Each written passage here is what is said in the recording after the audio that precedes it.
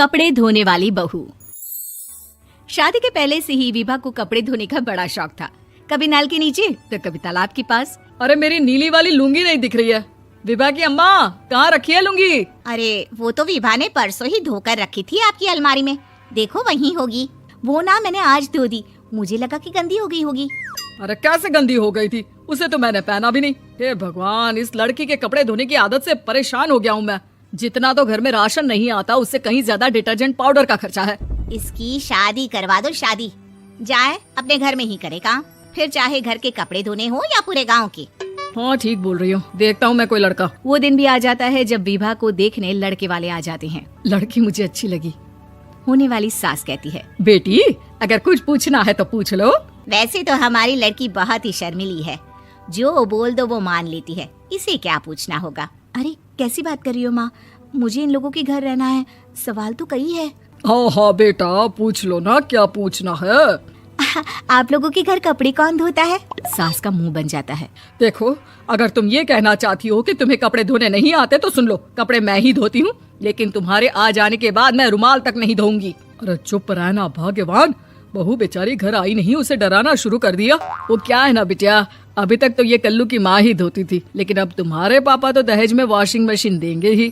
तभी विभा की माँ बोल पड़ती है, सवाल भी पूछा तो क्या। वैसे भाई साहब, मशीन की तो फिर भी कपड़े धोने की कैपेसिटी होती है, मतलब जो बिटिया दे रहे हैं ना विभा, इसे कपड़े धोने का बहुत शौक है। ये आप लोगों के क्या, आस पड़ोस गांव मोहल्ले सबके कपड़े धो दे और उफ तक ना करे। बाहर देखा नहीं आपने कितने कपड़े सूख रहे हैं, सब हमारी बिटिया ने ही तो धोए हैं। बस भी करो ना माँ, शर्म आ रही इतनी तारीफ सुनकर। और तो और एक दाग निकाल कर दिखाओ तो मान जाओ। हाँ अच्छा, माफ करना बेटा, मैंने गलत समझा, हमें तो रिश्ता बहुत पसंद है। और ऐसे जुड़ जाता है रिश्ता कपड़े धोने का शौक रखने वाली विभा का। उसकी शादी हो जाती है कोयला फैक्ट्री में काम करने वाले कल्लू के साथ। शादी के बाद अचानक विभा चिल्लाती हुई सास के पास आती है, सासू माँ, अरे सासू माँ कहाँ है आप? ये तो धोखा है, धोखा दिया आप लोगों ने मुझे। इस ससुर के चक्कर के बारे में पता चल गया। अरे तो उसमें तुझे क्यों धोखा मिला है? अरे नल में पानी नहीं आता, कपड़े कैसे कब धुलेंगे?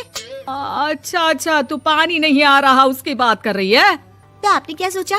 कुछ नहीं। अच्छा, तेरी माँ ने कहा था कि कपड़े धोने का शौक है तुझे, याद आया मुझे। शौक बोलकर कपड़े धोने वाले मेरे जुनून को कम ना आके सासू माँ, कपड़ा धोना मेरा गुरूर है। तभी पति भी वहाँ आ जाता है। अभी मैंने इसे सनी देओल की फिल्म दिखाई है, उसी के डायलॉग मार रही है माँ। अच्छा सुन, साफ साफ बता रही हूँ, पानी सुबह 4 से 6 और शाम को 10 से 12 आता है, समझी? विभा टाइमिंग सुनकर हैरान हो जाती है। ये क्या भूतों का मोहल्ला है? सुबह 4 बजे उठकर कौन कपड़े धोता है? 4 बजे टंकी में पानी जाता है, फिर सारा दिन धोना ना, किसने मना किया? अरे कैसी बात कर रही है, 200 लीटर की टंकी में कितने कपड़े धो लूंगी मैं, सुबह ही उठ जाऊंगी मैं। अब क्या था, विभा सुबह 4 से लेकर रात के 12 बजे तक कपड़े ही धोती रहती। एक रोज सास पड़ोस से निकलकर कहीं जा रही होती है कि साथ वाली कहती है, हाँ कल्लू की माँ, जरा ये बताओ कि 2 साड़ी है, 2 ब्लाउज और एक पेटीकोट और एक नाड़े वाला लंबा कच्छा। हाँ तो? अरे तो क्या, कितना लोगी धुलाई ये बताओ। धोबन दिख रहे हैं हम क्या? हमारे पति सरकारी नौकरी से अभी रिटायर हुए हैं और बेटा सुपरवाइजर है कोयला फैक्ट्री में। धोबन समझ रखा है हमें?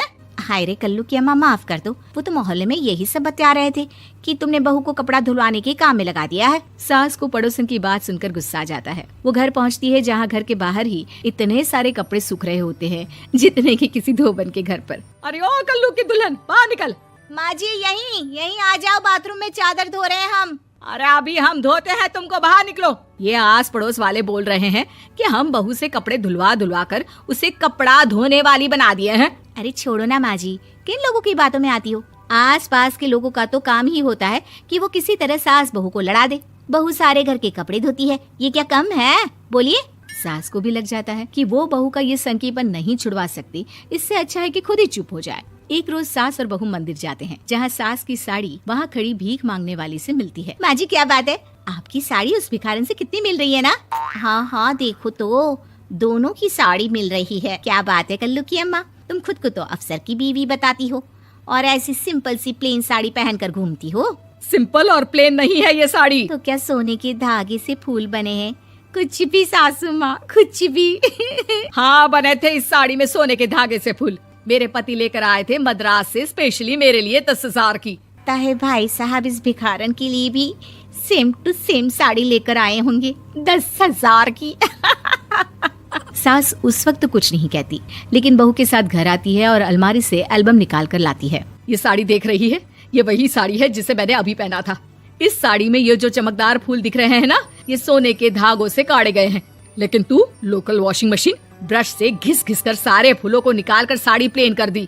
मुझे माफ कर दीजिए सासू माँ। और तो और, जब मैंने तुझे तेरी गलती के लिए कुछ नहीं कहा, लेकिन तूने तो सबके सामने मेरा मजाक ही बना दिया। क्यों? बहू को समझ में आ जाता है कि अब से उसका कपड़े धोना बंद।